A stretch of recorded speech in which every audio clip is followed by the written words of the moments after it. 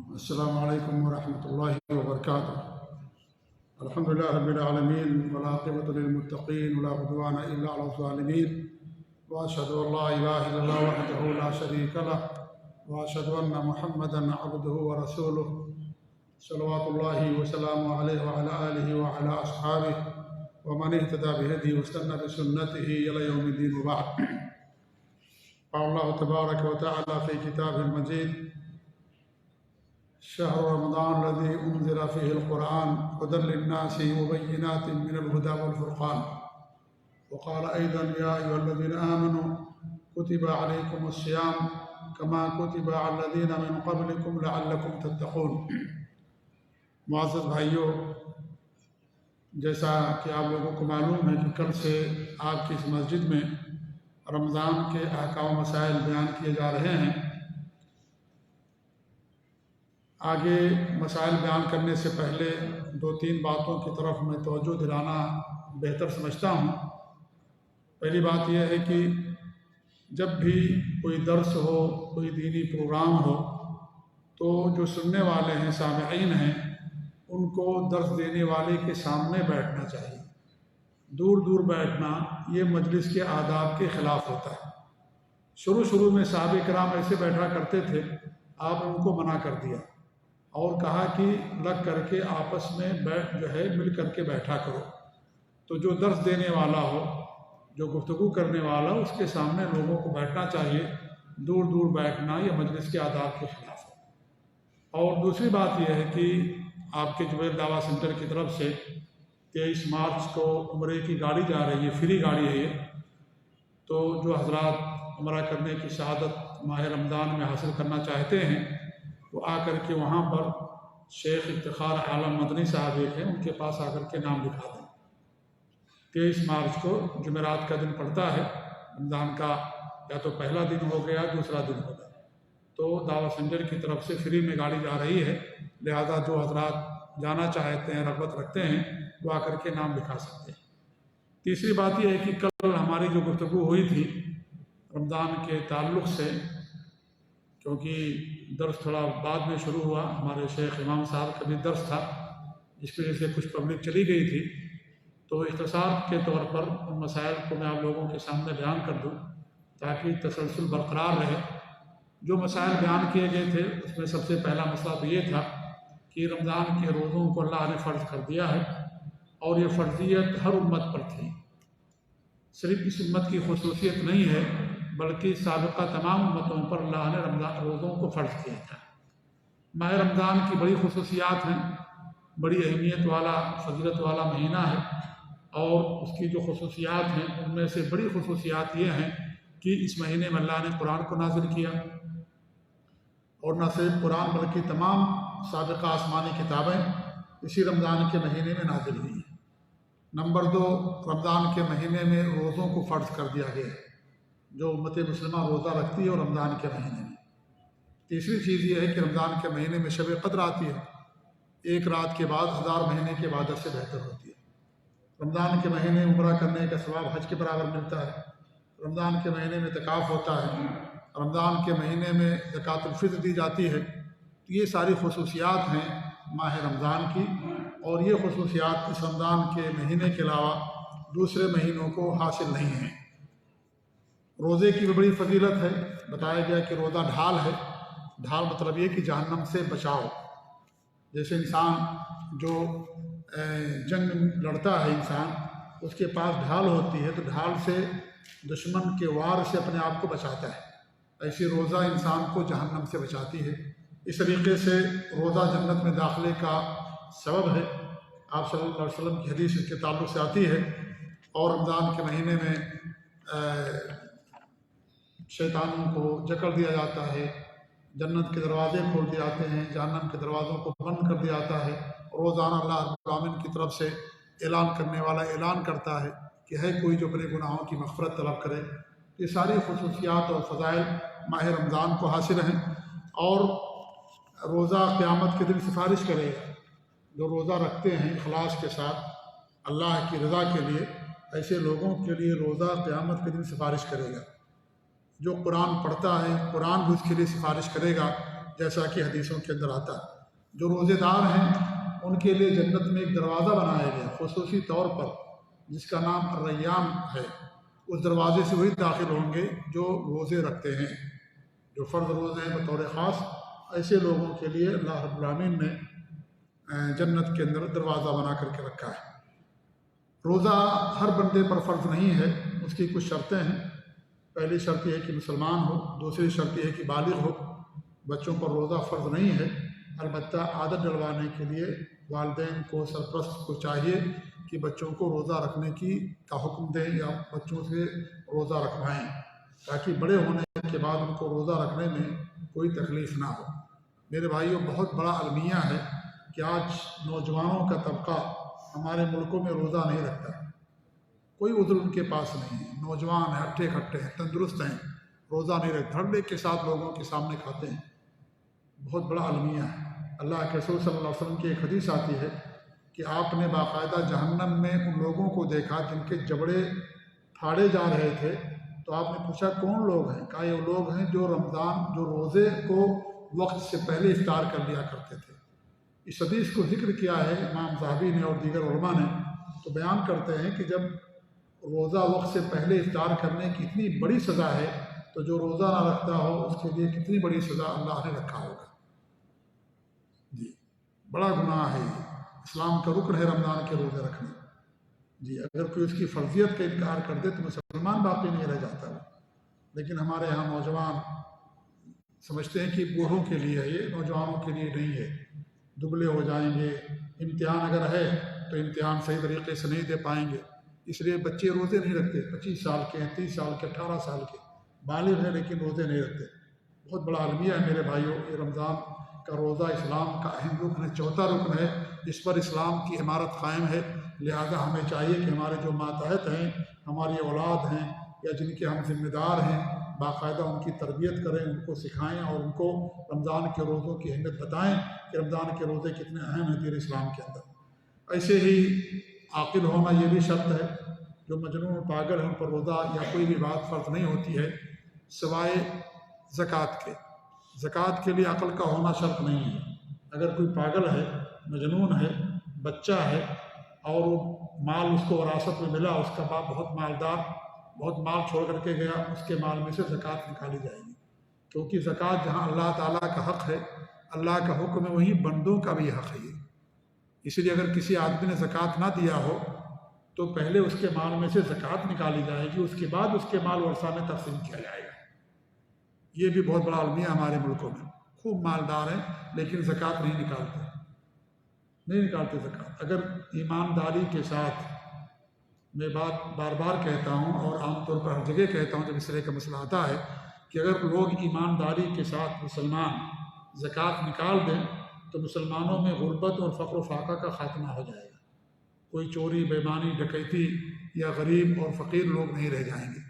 لیکن لوگ ایمانداری کے ساتھ زکوٰۃ نہیں نکالتے، کچھ تو نکالتے ہی نہیں ہیں، کچھ تھوڑا بہت نکال دیں گے، کہیں گے ہم نے زکوٰۃ دے دیا۔ ایسا نہیں ہوتا، باقاعدہ اس کا حساب ہے، جتنا فرض ہوگا اتنا ہی نکالنا پڑے گا۔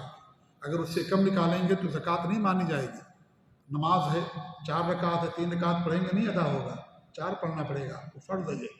ایسے زکوٰۃ اگر 1 لاکھ ہے، آپ نے 90,000 نکال دیا، 1 لاکھ نہیں نکالا، نہیں زکوٰۃ مانی جائے گی، پورا نکالنا آپ کو۔ جی، تو کچھ نکال کر کے لوگ سمجھتے ہیں کہ ہم نے حق ادا کر دیا، کوئی حساب نہیں رکھتے، کسی کو دے دیا اور تقسیم کر دیا اور سمجھتے ہیں کہ ہم نے زکوٰۃ نکال دیا۔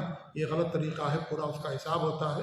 لہٰذا ہمیں اللہ تعالیٰ کا خوف کرنا چاہیے کہ مجنون، پاگل، بچہ ہے، اپاہج ہے، کیسا بھی ہے، یتیم ہے، تو بھی اس کے زکوٰۃ میں سے مال میں سے زکوٰۃ نکالی جائے گی۔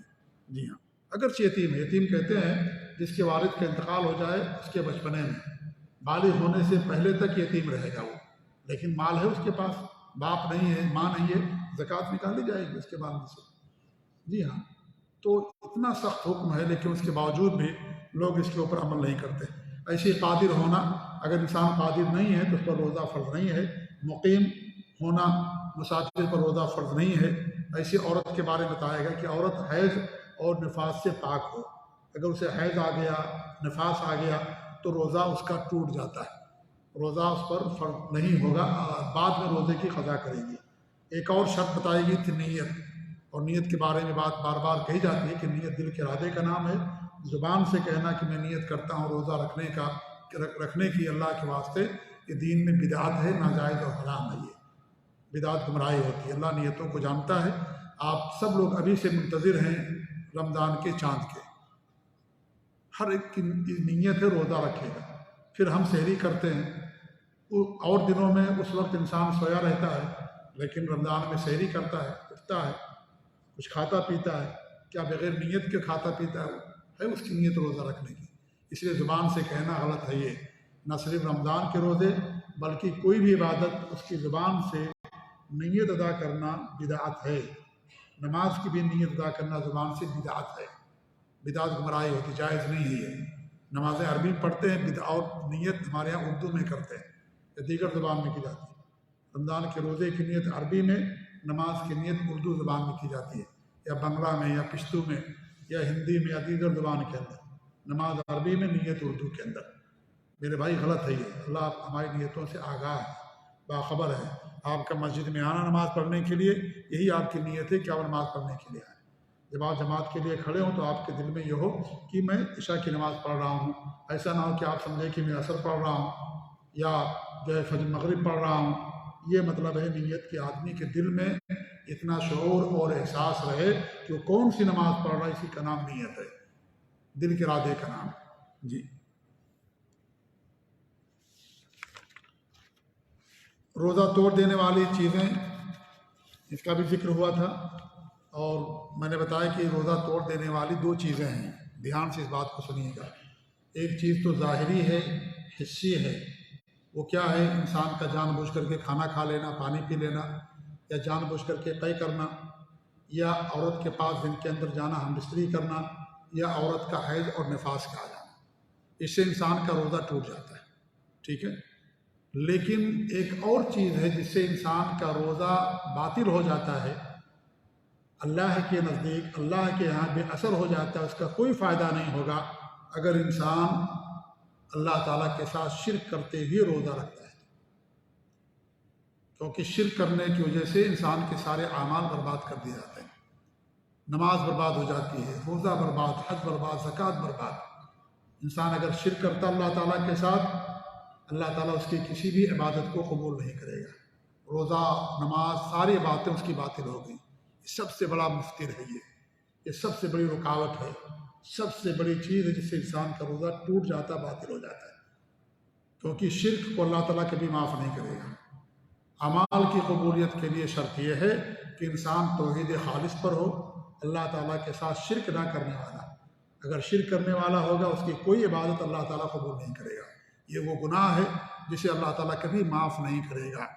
یہ اللہ تعالیٰ کے ساتھ غداری ہے، یہ اللہ تعالیٰ کے ساتھ یہ یعنی غداری اور دیش دوری، جیسے ہمارے یہاں ہوتا نہیں ہے، ملک کا جو غدار ہوتا ہے اسے کبھی ملک معاف نہیں کرتا، اسے پھانسی دے دی جاتی ہے، اسے نہیں معاف کرتا ملک۔ اگر معاف کر دے گا تو ملک کمزور ہے۔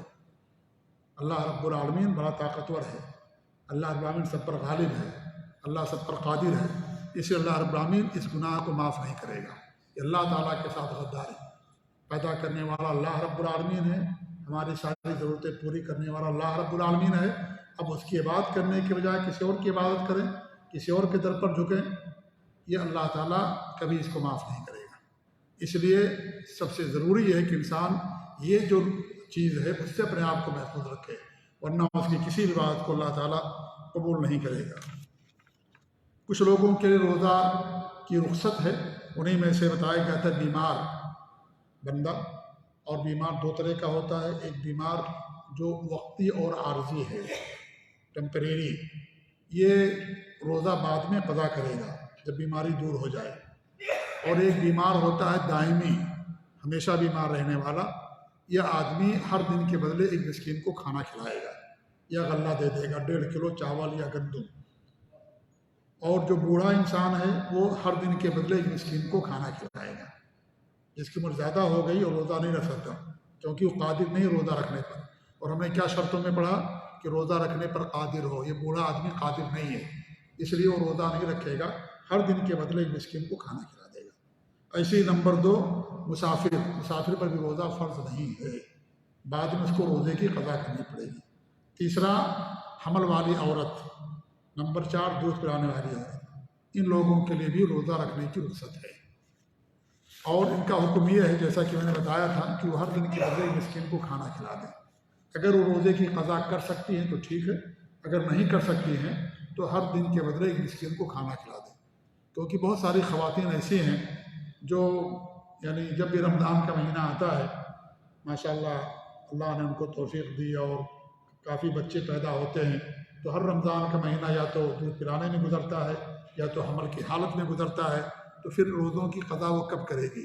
اسی لیے عبداللہ بن عباس اور عبداللہ بن عمر رضی اللہ تعالیٰ عنہما کا فیصلہ یا ان کا فتویٰ یہ ہے کہ وہ ہر دن کے بدلے ایک مسکین کو کھانا کھلا دے گی، جیسے بوڑھا مرد ہوتا ہے یا بوڑھی عورت، بوڑھا انسان۔ ایسے ہی اگر کوئی آدمی کسی کی جان بچانا ہو تو اس کے لیے بھی انسان روزہ توڑ دے گا، رخصت ہے اس کے لیے۔ کہیں آگ لگ گئی ہے، لوگ پانی میں ڈوب رہے ہیں، جل رہے ہیں آگ میں، آپ روزہ رکھیں گے تو ظاہر بات ہے آپ ان کو نہیں بچا سکیں گے، کمزوری رہتی ہے انسان کو روزے کی حالت میں روزہ توڑ دے، کیونکہ انسان کی جان رہے گی تبھی روزہ رکھے گا، اور جان بچانا ضروری ہے۔ اللہ سبحانہ اپنے آپ کو ہلاکت میں نہ ڈالو، لہذا ایک انسان، ایک مسلمان کی جان، انسان بھی ہے تو بھی، غیر مسلم ہے تو بھی، جان اللہ تعالیٰ کے یہاں بڑی پیاری ہے۔ جی ہاں، اس کی جان بچانا ضروری ہے۔ اگر انسان یہ سمجھتا ہے کہ ہم روزہ رکھ کر کے نہیں بچا سکیں گے تو اس کے لیے ضروری ہے کہ وہ روزہ توڑ دے، اس کے بعد پھر جو ہے بعد میں اس کی قضا کر دے۔ یہ کچھ باتیں گزشتہ درس میں نے آپ کے سامنے بتائی تھیں، آج کچھ مزید باتیں اور بیان کی جا رہی ہیں۔ اللہ سے دعا کے ساتھ کہ اللہ تعالیٰ ہمیں رمضان کا مہینہ نصیب فرمائے اور رمضان کے مہینے میں زیادہ زیادہ نیک اعمال کرنے کی توفیق دے۔ ماہ رمضان میں بہت سارے اعمال ہمارے لیے مسنون ہیں، زیادہ اجر ملتا ہے، انہیں میں سے تراویح کا اہتمام کرنا۔ تراویح، جسے تراویح بھی کہا جاتا ہے، قیام اللیل بھی کہتے ہیں، تہجد بھی کہتے ہیں، اسے وتر کی نماز بھی کہا جاتا ہے۔ وتر اس لیے کہتے ہیں کہ تا عدد ہے یہ۔ قیام اللیل کا ذکر قرآن میں ہے، تہجد کا بھی ذکر قرآن میں ہے، تینوں کا ذکر قرآن میں ہے اور حدیثوں کے اندر ہے۔ قیام اللیل، تہجد اور وتر، چوتھا اس کا نام تراویح ہے۔ یہ بعد میں اس کا نام پڑا، لیکن یہ ساری نمازوں ایک ہی ہیں۔ یہ مغرب عشاء کے بعد سے لے کر کے فجر کی اذان تک جو نماز پڑھی جاتی ہے وہ نماز ایک ہی ہے، لیکن نام اس کے کئی ہیں، وہ نماز ایک ہی ہے۔ تراویح کہیں یا قیام اللیل کہیں یا تہجد کہیں یا وتر کی نماز کہیں۔ تراویح ہمارے نبی صلی اللہ علیہ وسلم جو ثابت ہے وہ زیادہ سے زیادہ 13 رکعت ثابت ہے۔ عام طور پر 11 رکعت پڑھتے تھے، کبھی کبھی 13 رکعت، اس سے زیادہ ہمارے نبی نے کبھی تراویح کی نماز نہیں پڑھی ہے، نہ قیام اللیل۔ وہ سب ایک ہی نماز ہے، جیسا کہ میں نے ذکر کیا۔ صحیح بخاری کی روایت حضرت عائشہ رضی اللہ عنہ فرماتی ہیں کہ اللہ کے رسول صلی اللہ علیہ وسلم رمضان غیر رمضان کبھی بھی آپ نے 11 رکعت سے زیادہ نہیں پڑھا۔ جی، ام سلمہ کی حدیث سے 13 رکعت کا ذکر آتا ہے، تو حضرت عائشہ نے وہ بیان کیا جو دیکھا انہوں نے، اور آپ کا یہ اکثر معمول تھا، لیکن کبھی کبھی آپ نے 13 رکعت بھی پڑھی ہے۔ تو یہ ہمارے نبی کی سنت ہے، 13 رکعت جو مسنون تعداد یہی ہے۔ دوسری جو چیز ہے، روزے کی حالت میں کثرت سے قرآن کریم کی تلاوت کرنا۔ یہ بھی چونکہ رمضان کے مہینے میں قرآن نازل ہوا، اس لیے رمضان کے مہینے میں قرآن پڑھنا یہ بہت زیادہ باعث ثواب ہے۔ آپ صلی اللہ علیہ وسلم ہر سال ایک مرتبہ قرآن پڑھ کر کے جبریل امین کو سنایا کرتے تھے۔ جب آپ کا آخری سال تھا 2 مرتبہ آپ نے پڑھ کر کے سنایا۔ اب کوئی یہ نہ کہے کہ ایک ہی بار پڑھ سکتے، ہمارے بھی نے ایک ہی بار پڑھا ہے۔ کیوں؟ اس لیے کہ آپ مصروف رہتے تھے۔ آپ لوگوں کو معلوم بہت ساری جنگیں رمضان کے مہینے میں ہوئی ہیں، غزوہ بدر، فتح مکہ، تو آپ جنگوں میں اور ساری چیزوں میں مصروف رہتے تھے، اس لیے آپ کو موقع نہیں ملا۔ تو ہم یہ نہ بہانہ بنا لیں کہ ہم نے ایک بار قرآن ختم کر دیا خلاص، ایک ہی بار ختم کریں گے۔ اگر آپ کو موقع ملے 2 بار 3 بار 4 بار ختم کیجیے، بہت اجر ہے رمضان کے مہینے میں قرآن کریم پڑھنے کا۔ تو قرآن کی تلاوت کیا ہے؟ یہ پڑھنا، قرآن کریم کو پڑھنا رمضان کی حالت میں۔ سحری کھانا مسنون ہے، فرض نہیں ہے۔ سحری کھائیں گے اجر ہے۔ اللہ کے رسول صلی اللہ علیہ وسلم فرماتے ہیں تسحروا فإن فی السحور برکہ، سحری کرو، سحری کے اندر برکت ہے۔ بخاری اور مسلم کی حدیث ہے یہ۔ سحری میں تاخیر کرنا چاہیے، افطار میں جلدی کرنا چاہیے، یہ بھی مسنون ہے کہ آپ سحری میں تاخیر کریں، افطار میں جلدی کریں۔ تاخیر کا مطلب یہ ہے کہ فجر کی اذان تک، یعنی کہ آدھا گھنٹہ پہلے احتیاط کے طور پر آپ سحری کھانا چھوڑ دیں، یہ ہمارے نبی کی سنت نہیں ہے۔ بلکہ ہمارے نبی فرماتے ہیں اگر اذان شروع ہو گئی ہے اور انسان کھا رہا ہے، اس کو ضرورت ہے بھی، حاجت ہے، برتن میں کھانا موجود ہے، لقمے باقی ہیں، اپنی ضرورت پوری کر لے۔ یہ انسان پانی پی رہا ہے، اذان شروع ہو گئی، پانی کی حاجت ہے، پانی پورا پی لے۔ اسلام میں سختی نہیں، سختی ہم نے بنا دیا ہے۔ اسلام میں بڑی آسانی، اگر کوئی پہلے شروع کر دیا ہے اور اذان شروع ہوگی تو اپنا ضرورت بھر وہ کھا سکتا ہے، یہ نہیں کہ اذان کی بات شروع کرے، پہلے شروع کر دیا۔ جی ہاں، تو اتنی آسانی شریعت کے اندر رکھی گئی۔ اللہ کے رسول کی حدیث ہے، لا تزال امتی بخیر ما عجل الفطر واخر السحور، میری امت خیر میں رہے گی، بھلائی میں رہے گی جب تک وہ فطر میں جلدی کریں گے، افطار میں جلدی اور سحری میں تاخیر کریں گے۔ یہ مسند احمد کی صحیح روایت ہے، اور بھی حدیثوں کے اندر یہ حدیث موجود ہے۔ رطب کھجور سے افطار کرنا چاہیے، رطب نہیں ہے تو خشک کھجور، خشک کھجور نہیں ہے تو پانی، یہ مسنون ہے، اس سے افطار کی شروعات کرنی چاہیے۔ یعنی کہ پہلے ہم پکوڑے کھائیں، حلیم کھائیں، حریص کھائیں اور دیگر چیزیں کھائیں، جیسے آپ بعد میں کھائیں، افطار اس سے کریں آپ، یہ مسنون ہے۔ اگر آپ اس سے افطار کریں گے آپ کو زیادہ اجر اور زیادہ ثواب ملے گا۔ بسم اللہ کہہ کر کے افطار کریں اور یہ دعا پڑھیں، ذهب الظمأ وابتلت العروق وثبت الاجر انشاءاللہ۔ ذهب الظمأ، پیاس چلی گئی، وابتلت العروق، اور رگیں تر ہو گئیں، گیلی ہو گئی، وثبت الاجر انشاءاللہ، اور اللہ تعالیٰ چاہے گا تو اجر ہمارے لیے ثابت ہو گیا۔ یہ کب پڑھیں گے آپ؟ افطار کے بعد یہ دعا کب پڑھیں آپ؟ روزے کی حالت میں مسواک کرنا بھی مسنون ہے کثرت سے۔ ایک صحابی ابو قتادہ فرماتے رضی اللہ تعالیٰ عنہ کہ اللہ کے رسول صلی اللہ علیہ وسلم روزے کی حالت میں اتنی بار میں نے آپ کو مسواک کرتے دیکھا کہ میں گن نہیں سکتا۔ یہ صحیح بخاری کی حدیث ہے۔ ہمارے یہاں کچھ لوگ عصر کے بعد مسواک نہیں کرتے، کہتے منہ کی بو ختم ہو جاتی ہے۔ منہ کی بو کا تعلق آپ کے منہ سے نہیں ہے، اس کا تعلق آپ کے معدے سے ہے۔ جب معدہ خالی رہتا ہے تو اس سے بو آتی ہے، اس لیے آپ مسواک بھی کریں گے تو بھی بو آئے گی۔ ہمارے نبی کی سنت ہے کہ مسواک کرتے تھے، اور حدیث میں آتا ہے کہ آپ فرماتے ہیں مسواک اللہ کی رضامندی کا ذریعہ ہے اور منہ کی پاکی کا ذریعہ اور سبب ہے۔ اس انسان کو جو ہے مسواک کرتے رہنا چاہیے، اور نبی کی سنت ہے۔ ایسے ہی افطار کروانا مسنون ہے کہ آپ کسی کو افطار کروائیں۔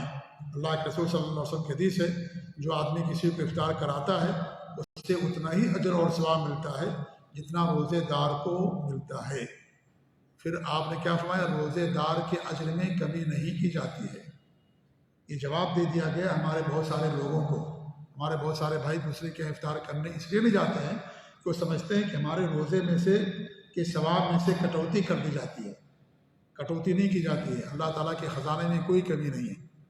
سب لوگ اگر مانگ لیں اللہ تعالیٰ اور سب کو دے دے ہر ایک کی مطلوبہ چیز، تو اللہ کے خزانے میں اتنی بھی کمی نہیں آئے گی جتنی کمی آتی ہے جب آپ سوئی سمندر کے اندر ڈبو دیتے ہیں۔ ایک قطرہ جو نکلتا ہے اتنی بھی اللہ کے خزانے میں کمی نہیں ہوتی ہے۔ لہذا اللہ تعالیٰ سب کو بے حساب اجر اپنی طرف سے دیتا ہے، ہمارے اور آپ کے اجر میں سے لے کر کے نہیں دیتے، نعوذ باللہ من ذالک۔ جی ہاں، تو افطار کرنا بھی چاہیے کسی کے ہاں اور کروانا بھی چاہیے، انسان کو اجر اور ثواب ملتا ہے۔ رمضان کے آخری عشرے میں اعتکاف کرنا سنت ہے، ایسے ہی رمضان کے آخری عشرے میں شب قدر جاگنا سنت ہے۔ ایک رات کے بعد 1000 مہینے کے بعد سے بہتر، یہ سب مسنون اعمال ہیں جن کا ذکر ہو رہا ہے۔ ایسے ہی عمرہ کرنا حج کے برابر ثواب ملتا ہے۔ صحیح بخاری اور صحیح مسلم کی حدیث ابن عباس رضی اللہ عنہ فرماتے ہیں کہ اللہ کے رسول کا ارشاد، رمضان عمرہ میرے ساتھ حج کے برابر ہے۔ گویا کہ آپ نے اللہ کے رسول کے ساتھ حج کیا، تو بہت اجر اور ثواب ہے رمضان کے مہینے میں عمرہ کرنے کا۔ تو یہ کچھ اعمال ہیں رمضان کے مہینے میں کرنے کے، جو انسان اگر کرتا ہے تو اللہ تعالیٰ اسے اجر سے نوازتا ہے۔ ایسے ہی رمضان کے مسائل میں ایک مسئلہ ہے شب قدر، اس کی بڑی فضیلت ہے، اور القدر کے نام سے قرآن کے اندر مکمل ایک سورت اللہ نے چھوٹی سی اتاری 30ویں پارے کے اندر ہے، جس میں اللہ رب العالمین نے اس کی فضیلت کو بیان کیا، اس کی اہمیت کو، اور یہ بیان کیا کہ شب قدر 1000 مہینے کی عبادت سے بہتر ہے۔ 1000 مہینہ تقریباً 82 سال کے آس پاس بنتا ہے۔ اللہ رب العالمین کا اس امت پر بہت بڑا احسان ہے۔ اس امت کی عمر کم ہو گئی ہے، لیکن اعمال اللہ رب العالمین نے ایسے بنائے ہیں اس امت کے لیے کہ مختصر اور معمولی اعمال ہیں، عبادات ہیں، لیکن اس میں اجر اور ثواب زیادہ ہے۔ پہلی امتوں کے لوگوں کی عمریں زیادہ ہوتی تھیں، 1,000 سال تک لوگ جیتے تھے، 850 سال 900 سال تک جیتے تھے۔ حضرت نوح علیہ السلام نے 950 سال تک لوگوں کو دعوت دی، 950 سال۔ آج کل کی ہماری عمر ہے 60-70 کے درمیان، بہت کم ہیں جو اس کے آگے جاتے ہیں۔ تو عمر تو کم ہو گئی، لیکن اجر اور ثواب اللہ نے زیادہ رکھا۔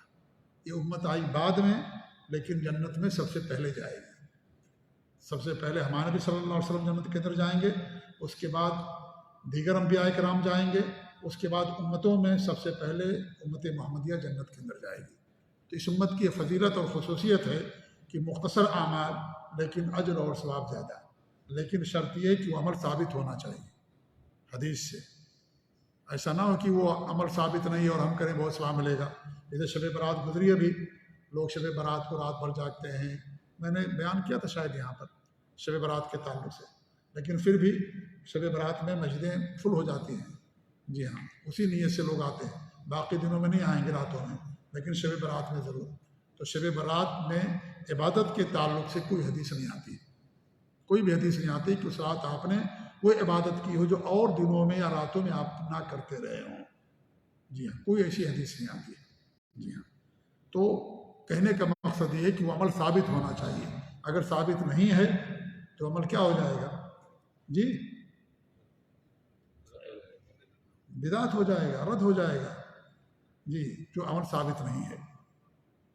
شب قدر کب آتی ہے؟ رمضان کی آخری 10 راتوں کی طاق راتوں میں سے کوئی ایک رات ہوتی ہے، 21ویں، 23ویں، 25ویں، 27ویں، 29ویں، یعنی 5 راتوں میں سے کوئی ایک رات ہوتی ہے، اور یہ ہر سال بدلتی بھی رہتی ہے۔ جیسے مان لیجیے اگر گزشتہ سال 27ویں رات تھی تو ہو سکتا ہے ان سال 25ویں رات، اللہ بہتر جانتا ہے۔ اور اسے اس لیے مخفی رکھ دیا گیا تاکہ لوگ 5 راتیں کم سے کم جاگیں، زیادہ جاگیں گے آپ کو زیادہ اجر ملے گا۔ ایک رات اگر ہوتی تو سب لوگ شاید جاگ لیتے، اس لیے اس رات کو مخفی رکھا گیا۔ اور اللہ کے رسول صلی اللہ علیہ وسلم کو بتایا گیا کہ فلاں رات ہے، اور آپ باہر نکلے بتانے کے لیے تو آپ نے دیکھا کہ 2 آدمی جھگڑا کر رہے ہیں، تو جھگڑا کرنے کی وجہ سے یہ آپ کو بھلا دیا گیا، اور آپ کے بھلا دینے میں یا بھلوا دینے میں بھی حکمت ہے۔ اللہ تعالیٰ حکیم ہے، خبیر ہے، اور بھلوا دینے میں بھی حکمت، اور وہ حکمت یہ کہ ہم 5 رات جاگتے ہیں۔ اگر ایک رات ہوتی تو ہر انسان شاید جاگ لیتا، اس لیے 5 راتوں میں سے کوئی ایک طاق رات ہوتی ہے شب قدر۔ شب قدر جاگنے کا مطلب یہ کہ عبادت کرنا، یہ دعا خاص طور سے پڑھنا، اللہم انک عفو تحب العفو فاعف عنی، قرآن کی تلاوت، تہجد وغیرہ، ذکر و اذکار، ان چیزوں میں وقت کو گزارنا، پڑھنا، یہ رات کا جاگنا، اور خیر اور نیک کے کام کرنا، یہ مراد ہے سے۔ یعنی کہ انسان گپ شپ کرے، انسان غیبت کرے، بیانی باتیں کرے، جھوٹ بولے، گناہ کا کام کرے، نعوذ باللہ من ذالک، تو یہ سب بالکل جائز نہیں ہے، غلط ہے سب۔ یہ رات جاگنا شمار نہیں کیا جائے گا۔ ایسے ہی رمضان کے آخری عشرے میں اعتکاف کرنا بھی مسنون ہے۔ اعتکاف وہاں کرنا چاہیے جہاں پر جمعہ کی نماز ہوتی ہو، تاکہ جمعہ کی نماز کے لیے انسان مسجد سے باہر نہ نکلے۔ اعتکاف کہتے ہیں مسجد کو لازم پکڑ لینا اللہ رب العالمین کی عبادت کی نیت سے، اس کو اعتکاف کہا جاتا ہے۔ جی، اور اعتکاف کے لیے مسجد شرط ہے۔ اللہ فرماتا ہے وَأَنْتُمْ عَاكِفُونَ فِي الْمَسَاجِدِ، تو مسجدوں میں اعتکاف کی حالت میں ہو، اور یہ سب کے لیے شرط ہے۔ عورت بھی اگر اعتکاف کرنا چاہے گی تو اس کے لیے بھی ضروری ہے کہ مسجد میں اعتکاف کرے۔ گھر میں عورت اعتکاف نہیں کرتی، ہمارے یہاں عورتیں گھروں میں اعتکاف کرتی، غلط ہے یہ۔ شب قدر جاگنے کے لیے مسجد شرط نہیں ہے، لیکن اعتکاف کے لیے مسجد شرط ہے۔ اللہ کے رسول صلی اللہ علیہ وسلم جو ازواج مطہرات تھیں وہ مسجد نبوی میں جا کر کے اعتکاف کرتی تھیں، ان کے لیے باقاعدہ خیمہ لگایا جاتا تھا، پردہ کیا جاتا تھا، جا کر کے وہاں پر اعتکاف کرتی تھیں۔ مسجد نبوی اور ازواج مطہرات کے گھر کتنی دوری پر واقع تھے؟ ایک دم قریب تھے۔ حضرت عائشہ کا گھر تو سب سے قریب تھا، دروازہ کھولتے تھے مسجد میں داخل ہو جاتے تھے آپ، لیکن پھر بھی حضرت عائشہ نے گھر میں اعتکاف نہیں کیا۔ کہاں کیا؟ مسجد میں جا کر کے، وہاں پر باقاعدہ بنایا گیا خیمہ اور پردہ کیا گیا، وہاں جا کر کے اعتکاف کرتی تھی۔ اس لیے اعتکاف بھی مسجد کے اندر ضروری ہے کرنا۔ اگر انتظام نہیں مسجد میں تو انسان عورت نہ کرے، ضروری نہیں ہے کرنا، لیکن اگر کرنا ہے تو مسجد کے اندر کرنا ہے، ورنہ گھروں کے اندر اعتکاف کرنا یہ نبی صلی اللہ علیہ وسلم کی سنت سے یہ چیز ثابت نہیں ہے۔ اعتکاف کہ کچھ منافی امور ہیں، یعنی اعتکاف کی حالت میں انسان کچھ چیزیں نہیں کر سکتا ہے، گرچہ وہ عبادت ہی ہو۔ جیسے کسی بیمار کی عادت کے لیے انسان جو اعتکاف کی حالت میں باہر نہیں جا سکتا، یا ایسے ہی جنازے کی نماز پڑھنے کے لیے باہر نہیں جا سکتا، حالانکہ اعتکاف میں ہے، وہ عبادت کر رہا ہے اور یہ بھی عبادت ہے، لیکن پھر بھی شریعت کے اندر منع کر دیا گیا ہے۔ اس سے ہمیں درس ملتا ہے کہ میرے بھائیوں کہ دین یہ ہماری عقل اور مزاج کا نام نہیں ہے کہ ہم نے جس کو عبادت سمجھ لیا، جس کو ہم نے بہتر سمجھ لیا وہ بہتر ہو گیا، نہیں۔ بہتر کب ہوگا؟ جب کتاب اللہ اور سنت رسول سے اس کا ثبوت ہوگا۔ کیا یہ بہتر عمل نہیں ہے مریض کی عادت کرنا؟ کیا جنازے کی نماز پڑھنا بہتر عمل نہیں ہے؟ جو جنازے کی نماز پڑھتا ہے اللہ تعالیٰ اس کو ایک قرات کے برابر ثواب دیتا ہے۔ جو کسی مریض کی عادت کے لیے جاتا ہے، شام میں صبح تک فرشتے اس کے لیے دعائیں کرتے ہیں، گویا کہ جنت کے بالا خانوں میں، جنت کے باغوں میں گھومتا ہے جو کسی مریض کی عیادت کے لیے جاتا ہے۔ کتنا اجر اور ثواب کا کام ہے، لیکن نبی نے منع کر دیا، نہیں جا سکتا مسجد سے نکل کر کے، کیونکہ اعتکاف کا مطلب یہ ہے کہ اللہ تعالیٰ کی گھر کو، جامع مسجد کو اللہ کی عبادت کی نیت سے لازم پکڑ لینا۔ صرف ضروری کام کے لیے انسان باہر جا سکتا ہے، جیسے قضاء حاجت کے لیے یا کھانے پینے کے لیے، کوئی لانے والا اندر نہیں ہے، وضو کرنے کے لیے، اس کے لیے انسان باہر جا سکتا ہے۔ لیکن کسی کی عادت کرنے کے لیے، کسی کی جنازے میں شریک ہونے کے لیے، پارٹی میں شریک ہونے کے لیے، شادی بیاہ میں شریک ہونے کے لیے یا اور کسی کام میں قطعاً نہیں جا سکتا، گرچہ یہ بھی عبادت ہے، لیکن اس کے لیے منع کر دیا گیا ہے۔ اس لیے میرے بھائیوں، دین میں عبادات کے اندر اصل منع ہے، وہی عبادت کرنا جائز ہوگا جس کا ثبوت ہوگا کتاب اللہ اور سنت رسول صلی اللہ علیہ وسلم سے۔ تو یہ ہمیں درس ملتا ہے۔ آج بہت سارے لوگ کہتے ہیں بھائی یہ ثواب کا کام ہے، کیا حرج ہے کرنے میں؟ ہے حرج، ہمارے نبی نے نہیں کیا، آپ ہمارے نبی سے متقی ہو جائیں گے۔ لوگ جاتے ہیں عمرہ کرنے کے لیے، احرام باندھتے ہیں، 2 رکعت نماز پڑھتے ہیں، یہ جائز ہے؟ نہیں جائز ہے۔ یہ ہمارے نبی صلی اللہ علیہ وسلم نے احرام کی نماز نہیں پڑھی ہے۔ کیا آپ نے احرام باندھا 2 رکعت نماز پڑھا؟ نہیں پڑھا آپ نے نماز، 4 عمرے کی، لیکن کبھی آپ نے احرام کی نماز نہیں پڑھی۔ آپ نے ایک حج کیا، آپ نے کوئی احرام کی نماز نہیں پڑھی آپ نے جی۔ تو اس لیے یہ ضروری ہے انسان کے لیے کہ انسان ہے نہ سوچے بھی نماز ہے کبھی بھی پڑھ لیں، نہیں، اس کے لیے وقت ہونا چاہیے، نبی کی سنت کا ثابت ہونا چاہیے۔ آپ طواف کے بعد 2 رکعت نماز ہم پڑھتے، صحیح کی بات نہیں پڑھتے ہیں۔ اب آدمی طواف کی بات پڑھے، صحیح کی بات پڑھے، بال کٹا لے تب پڑھے، احرام باندھے تب پڑھے، نماز پڑھتا رہے، یہ کیا ہے؟ یہ میرے بھائی یہ نبی کی سنت اور آپ کی اتباع نہیں ہے۔ وہی عمل کرنا ہے جس کا ثبوت ہوگا حدیث سے۔ ہمارے نبی نے عمرہ کیا 4، لیکن آپ نے احرام کے وقت کوئی نماز نہیں پڑھی ہے۔ ہاں، اگر فرض نماز کا وقت ہے تو آپ جا کے پڑھ لیجیے۔ ہمارے نبی نے جب حج کا احرام باندھا تو 2 رکعت نماز پڑھی تھی۔ آپ ظہر پڑھ کر کے نکلے تھے مدینے سے، ذوالحلیفہ پہنچے، عصر کا وقت ہو گیا۔ مسافر کے نماز کتنی رکعت پڑھتا عصر کی؟ 2 رکعت پڑھتا ہے۔ ہمارے نبی نے 2 ہی پڑھا تھا، لوگوں نے اسی کو سمجھ لیا کہ احرام کی نماز۔ ہمارے نبی نے احرام کی نماز زندگی میں کبھی نہیں پڑھی، صحابہ بھی نہیں پڑھا کبھی بھی، اس لیے احرام کی نماز نہیں ہے۔ ہم عقیقہ کرتے ہیں، کیا عقیقے کی نماز ہے؟ ہم عیدگاہ میں جاتے ہیں عید کی نماز پڑھنے کے لیے، کیا عید کی نماز کے علاوہ کوئی دوسری نماز ہے وہاں پہ؟ اگر کوئی پڑھتا غلط کرتا ہے۔ حضرت علی رضی اللہ عنہ خلیفہ راشد ہیں، جن کی سنتوں کی اتباع کرنے کے لیے ہمارے نبی نے کہا ہے علیکم بسنتی و سنت الخلفاء الراشدین المہدیین، میری سنتوں کو اور خلفائے راشدین جو ہدایت یافتہ ان کی سنتوں کو لازم پکڑو۔ خلفائے راشدین میں آتے ہیں علی رضی اللہ تعالیٰ عنہ، وہ کوفہ کی عیدگاہ میں تشریف فرما تھے عید کی نماز پڑھانے کے لیے۔ ایک آدمی آتا ہے، 2 رکعت نماز پڑھ لیتا ہے، منع کیا لیکن پڑھ لیا، پھر کھڑا ہو کر کے 2 رکعت پڑھنا چاہتا ہے۔ علی رضی اللہ تعالیٰ کھڑے ہوئے اس کا دونوں ہاتھ پکڑ کر کے زمین پر بٹھا دیا۔ اس نے کہا مجھے نماز پڑھنے سے روکتے ہو، مجھے امید ہے کہ اللہ مجھے ثواب دے گا۔ حضرت علی نے کیا کہا؟ مجھے یقین اللہ تعالیٰ تجھے گناہ دے گا، تو نبی کی سنت کی مخالفت کر رہا ہے۔ نبی نے عیدگاہ میں عید کی نماز کے علاوہ 2 رکعت کے علاوہ کوئی نماز نہیں پڑھی ہے۔ ہاں، اگر آپ مسجد میں ہو تو 2 رکعت تحیۃ المسجد پڑھنے کے بعد آپ بیٹھیں گے، لیکن عیدگاہ جو باہر میدان میں، وہاں پر کوئی نماز نہیں عید کی نماز کے علاوہ۔ ان کو پکڑ کر کے بٹھا دیا اور اس آیت کریمہ کی تلاوت کی، فَلْيَحْذَرِ الَّذِينَ يُخَالِفُونَ عَنْ أَمْرِهِ، अन तुसीबहुम फितना और यसीबहुम अज़ाबुन अलीम। जो लोग अल्लाह के रसूल के हुक्म की मुखालफत करते हैं उनको डरना चाहिए कि वो फितने से दो चार हो जाएं या दर्दनाक अजाब आकर के उनको पकड़ ले। इस आयत करीमा की तलावत की। ये दीन है, अल्लाह का दीन, हमारा और आपका दीन नहीं है। हमारा बनाया हुआ कानून नहीं है कि हर साल नया नया कानून आता है, पुराना कानून मनसूख, नया कानून। पार्लियामेंट है और लोग जो कह दें अक्सरियत से, जमहूरियत से पुराना कानून बदल गया, नया कानून आ गया। नहीं, अल्लाह ने दीन को मुकम्मल कर दिया। अल्लाह का दीन है ये, अल्लाह का कानून है ये, उसमें हम तब्दीली नहीं कर सकते। इसलिए ये कि हमारी अकल जो कहे उसको हम करें। कुरान खानी हमारे लिए यहाँ लोग करते हैं। कुरान खानी किसी को फात हो जाती है, कोई मरने वाला होता है, सूरह यासीन पढ़ते हैं। सब क्या है, जब जायज़ नहीं है सारी चीज़ें।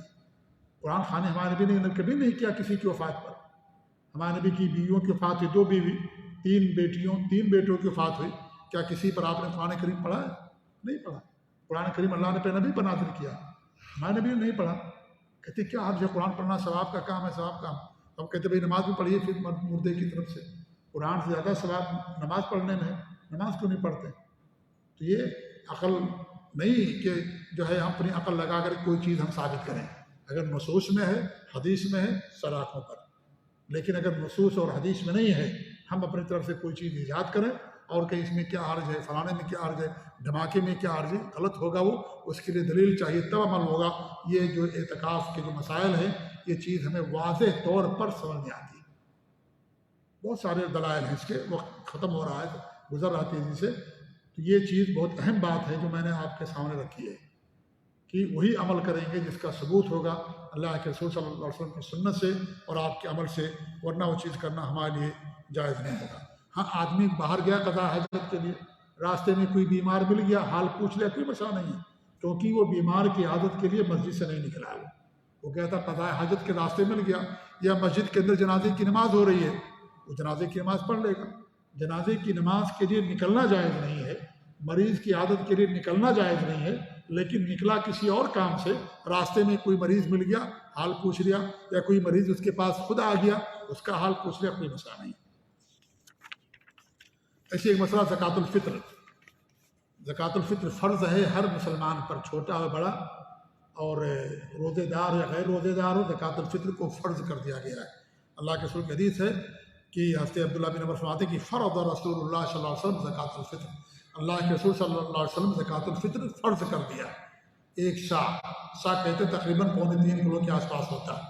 उस ज़माने में एक पैमाना था जिससे अनाज और ये सारी चीज़ें नापी जाती थीं। जैसे आज किलो होता है, वैसे उस ज़माने में और दीगर चीज़ें हैं, तो सा होता था। सा तकरीबन 2.5 किलो का होता है। अगर उसमें आप चावल रखेंगे तो तकरीबन, या गेहूँ वगैरह 2.5 या उससे कुछ ज़्यादा होता है। तो ये फ़र्ज़ है हर मुसलमान पर। उसके लिए निसाब शर्त नहीं कि निसाब होगा तभी देगा। बच्चे की वलादत भी अगर ईद का या शव्वाल का चाँद नज़र आने से पहले अगर किसी बच्चे की वलादत हो गई है, उस बच्चे की तरफ से भी देना ज़रूरी है। और इसका 2 मकसद है। पहला मकसद ये है कि रोज़े की हालत में जो गलत बातें हो जाती हैं इंसान होने के नाते, उसका कफ़ारा है, और जो फ़क़रा और मसाकीन हैं उनके लिए खुराक है। इसलिए ज़कातुल फ़ित्र को फ़र्ज़ कर दिया गया है। और ज़कातुल फ़ित्र में गल्ला ही देना है, ज़कातुल फ़ित्र में पैसा देना जायज़ नहीं है। अल्लाह के रसूल के ज़माने में पैसा था, लेकिन आपने पैसा नहीं दिया। दीनार दिरहम थे, लेकिन आपने पैसा नहीं दिया है। गल्ला दिया जाएगा जी। जो चीज़ फ़र्ज़ होती इंसान वही देगा। जैसे इंसान के पास गल्ला है, फसल उगती है, गल्ला पैदा होता है, उसमें इंसान गल्ला निकालेगा, पैसा नहीं निकाल सकता है। इंसान के पास जानवर है, जानवरों में ज़कात फ़र्ज़ हो गई, इंसान जानवर निकालेगा, पैसा नहीं निकाल सकता। जानवर निकालना, उसको बकरी या बैल या गाय या ऊँट वो निकालना है। ये नहीं कि वो उसके बदले लाओ हम पैसा दे देते, नहीं। आपके पास गेहूँ है और गेहूँ निसाब तक है, उसमें आप गेहूँ ही निकालेंगे, उसमें आप पैसा नहीं निकाल सकते। हमारे नबी के ज़माने में था, कुर्बानी होती है किसकी? बकरे की। ऊँट जो जानवर शरीयत के अंदर कहे गए हैं, इंसान कहे कि भाई हमको कुर्बानी करने से क्या फ़ायदा। आज है बहुत सारे ایسے لوگ ہمارے معاشرے میں جو کہتے ہیں قربانی کرنے سے کوئی فائدہ نہیں ہے، اس کا پیسہ لے کر کے اسپتال بناؤ، مسجد بناؤ، مدرسہ بناؤ، کالج بناؤ، اسکول بناؤ۔ قربانی کرنے سے کیا فائدہ ہے؟ گوشت برباد ہو جاتا ہے، کیا فائدہ ہے؟ یہ سب کے سب لوگ بہت بڑے جرم کا ارتکاب کر رہے ہیں۔ قربانی ہمارا شعار ہے، قربانی ہماری پہچان ہے، قربانی یہ ہمارے لیے ٹریننگ ہے کہ اگر دین کے لیے جان بھی دینا پڑے تو خون بہا دیں گے، جیسے جانور کا خون ہم نے بہایا۔ یہ حضرت اسماعیل علیہ السلام کی یادگار، حضرت ابراہیم کی یادگار، اس لیے ہے یہ چیز ہے۔ یہ کھانے پینے سے کیوں دور رہنے کا حکم دیا جاتا ہے؟ اللہ نے حلال کیا تھا کھانا پینا، اس لیے کہ اللہ نے اور چیزیں حرام کی، اس سے دور رہنا اور ضروریات کے لیے، یہ ہماری تربیت ہوتی ہے کہ قربانی کرنا ضروری ہے انسان کے لیے۔ اگر وہ قربانی کا ایک بکرا نہیں کیا اور اس کے بدلے 10 لاکھ نکال دے گا تو بھی قربانی ادا نہیں ہوگی۔ اللہ کے سلوک حدیث ہے کہ قربانی کے دن سب سے بہترین عمل خون بہانا ہے، خون بہایا جائے گا، جانور ذبح کیا جائے گا۔ کالج مدرسہ کے لیے آپ اپنے اخراجات پر کنٹرول کیجئے۔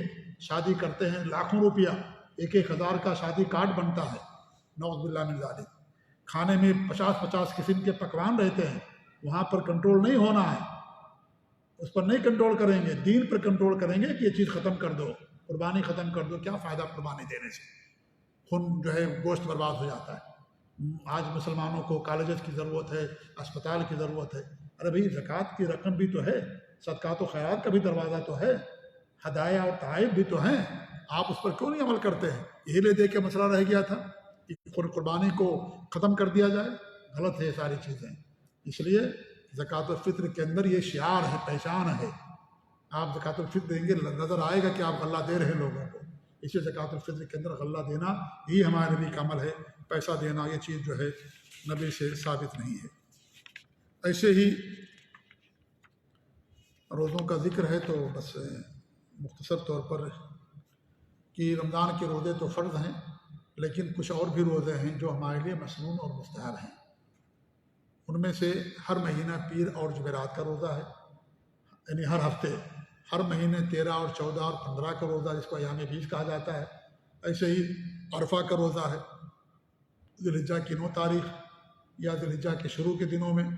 ایسے ہی عاشوراء کا روزہ محرم میں، اور محرم میں کثرت سے روزے رکھنا، 9-10 کو خاص طور سے یا 10-11 کو۔ ایسے ہی شعبان کے مہینے میں روزہ رکھنا۔ یہ ساری چیزیں کیا ہیں؟ یہ سارے روزے مسنون ہیں۔ کچھ روزے ایسے ہیں جو ہمارے لیے جو ہے مکروہ ہیں، جن کا رکھنا ہمارے لیے درست نہیں ہے۔ صرف جمعہ کے دن روزہ رکھنا، ہاں آپ جمعرات جمعہ رکھ سکتے ہیں، جمعہ ہفتہ رکھ سکتے ہیں، یا صرف ہفتے کے دن روزہ رکھنا یہ بھی منع ہے۔ آپ ہفتہ اتوار رکھ لیں یا جمعہ ہفتہ رکھ لیں، لیکن اکیلے رکھنا یہ شریعت کے اندر جو ہے منع کر دیا گیا ہے۔ کچھ ایام ایسے جن میں روزہ رکھنا ہمارے لیے سخت گناہ ہے، سخت قسم کا حرام ہے۔ وہ کیا ہے؟ عید اور بقرعید کے دن روزہ رکھنا۔ ایسے بقرعید کے باقی 3 دنوں میں روزہ رکھنا یہ بھی حرام ہے۔ بقرعید کے 4 دن ہوتے ہیں، ایک تو بقرعید کا دن ہو گیا، اس کے بعد 3 دن 11، 12 اور 13، ان 3 دنوں میں روزہ رکھنا حرام ہے۔ وہ آدمی جو حج پر نہیں گیا ہے، جو آدمی حج پر گیا ہے اور وہ حج تمتع یا حج قران کر رہا ہے، تو ایسے آدمی کے لیے اگر وہ قربانی نہیں دے سکا، جانور غائب ہو گیا، پیسہ نہیں رہا اس کے پاس، تو وہ ان 3 دنوں میں روزہ رکھ سکتا ہے۔ باقی اور انسان کے لیے روزہ رکھنا جائز نہیں ہے۔ اللہ کے رسول کی حدیث یہ کھانے پینے کے دن ہیں، خوشی کے دن ہیں، کھانے پینے کے دن ہیں، لہذا ان دنوں میں کھاؤ اور پیو۔ ایسی ایک روزہ اور بھی ہے جو ہمارے لیے جائز نہیں ہے، وہ ہے شک کا روزہ رکھنا، یعنی شعبان کی 30 تاریخ کو روزہ رکھ لینا۔ شعبان کی 29 تاریخ کو چاند نظر آ گیا تو اگلا دن رمضان کا روزہ ہوگا، مہینہ ہوگا۔ لیکن کچھ لوگ کیا کرتے ہیں کہ ہو سکتا ہے چاند ہو گیا ہو، ہمیں نظر نہ آیا ہو، لائے رکھ لیتے ہیں روزہ۔ کیا حرج ہے؟ روزہ رکھنے میں حرج ہے، ہمارے نبی نے اس سے منع فرمایا۔ آپ فرماتے ہیں من صام یوم الشک فقد عصى ابا القاسم، جس نے شک کے دن روزہ رکھا اس نے ابو القاسم کی، نبی صلی اللہ علیہ وسلم کی نافرمانی کی۔ احتیاط نہیں اسلام کے اندر کہ احتیاط کے طور پر آپ کر لیجئے کہ ہو سکتا ہے روزہ یہ چاند نظر آ گیا ہو اور ہمیں نکل گیا ہو لیکن ہمیں نظر نہ آیا ہو، بدلی کی وجہ سے یا کسی اور وجہ سے نہیں۔ جب اللہ کے رسول کی حدیث صوموا لرؤیتہ وافطروا لرؤیتہ، چاند دیکھ کر کے روزہ رکھو، چاند دیکھ کر کے روزہ توڑ دو۔ ہاں اگر جب مہینہ 30 کا ہو جائے تو چاند دیکھنے کی ضرورت نہیں ہے، کیونکہ مہینہ 29 یا 30 کا ہوتا ہے۔ تو شک کے دن روزہ رکھنا کہ ہو سکتا ہے بھائی یہ بھی روزہ کا رمضان کی تاریخ پہلی ہو اور ہمیں جو ہے چاند نظر نہ آیا ہو، ہم روزہ رکھ لیتے ہیں، حرام ایسا کرنا، شریعت کے اندر اس سے منع کر دیا گیا ہے۔ یہ کچھ مسائل تھے روزے سے متعلق، اور بھی کچھ مسائل ہیں لیکن میں سمجھتا ہوں کہ انشاءاللہ یہ ہمارے لیے جاننا اتنا کافی ہوگا، یا یہ ضروری مسائل تھے جو میں نے آپ لوگوں کے سامنے بیان کیا۔ اور میں نے پہلے درس میں بیان کیا تھا میرے بھائیوں کہ رمضان کا استقبال میں یہ ہے کہ ہم رمضان کے مسائل کو جانیں، کن چیزوں سے روزہ ٹوٹ جاتا ہے، رمضان میں کیا کرنا چاہیے کیا نہیں کرنا چاہیے۔ ہم لوگ اپنے گھروں کی صفائی کرتے ہیں، گھروں میں صوفے بدل دیتے ہیں اور بستر بدل دیتے ہیں، لیکن اپنے دل کی اصلاح نہیں کرتے، دلوں کی صفائی نہیں کرتے۔ ہمیں اس کی زیادہ ضرورت ہے۔ رمضان ہمارے دلوں کی صفائی کی تعلیم دیتا ہے، زبان کی صفائی اور حفاظت کی تعلیم دیتا ہے۔ اللہ کے رسول صلی اللہ علیہ وسلم حدیث ہے، کتنے ایسے روزے دار ہیں جنہیں بھوک اور پیاس کے سوا کچھ حاصل نہیں ہوتا ہے، وہ صرف بھوکے رہتے پیاسے رہتے، کیوں؟ اس لیے کہ زبان پر کنٹرول نہیں، دل پر کنٹرول نہیں ہے، تو ان کو بھوک اور پیاس کے سوا کچھ نہیں ملتا۔ اللہ تعالیٰ اس کا محتاج نہیں ہے، کسی چیز کا اللہ محتاج نہیں ہے۔ اللہ ہم سے نہیں چاہتا کہ ہم کھانا پینا سے دور رہیں، اللہ ہماری تربیت کرنا چاہتا ہے۔ اگر ہماری تربیت نہیں ہوئی، گناہوں کی مغفرت نہیں ہوئی، تو روزہ مل جانے سے رمضان کا ہمیں کوئی فائدہ نہیں ہوگا۔ ہمارے لیے مصیبت بابرکت ہوگا جب رمضان سے ہم فائدہ اٹھائیں گے، اس میں وہ کام کریں گے جو کام کرنا ہمارے لیے مسنون ہے۔ تو سب سے زیادہ ضرورت اس بات کی ہے ہم اپنے دلوں کی اصلاح کریں اور اپنی زبان کی اصلاح کریں، اپنے اعمال کی اصلاح کریں، شرک بدعت اور خرافات سے، اللہ کی ہر طرح کی نافرمانی سے ہم دور رہیں، نبی کی سنت پر عمل کریں، دین پر قائم رہیں، اسی میں ہمارے لیے نجات ہے۔ اللہ تعالیٰ دعا کہ اللہ رب العالمین ہمیں رمضان کا مہینہ نصیب فرمائے اور رمضان کے مہینے میں کثرت سے نیک اعمال کرنے کی توفیق دے، آمین۔ وجزاکم اللہ خیر، وصلی اللہ علیہ محمد وعلی آلہ وصحبہ اجمعین، والسلام علیکم ورحمۃ اللہ وبرکاتہ۔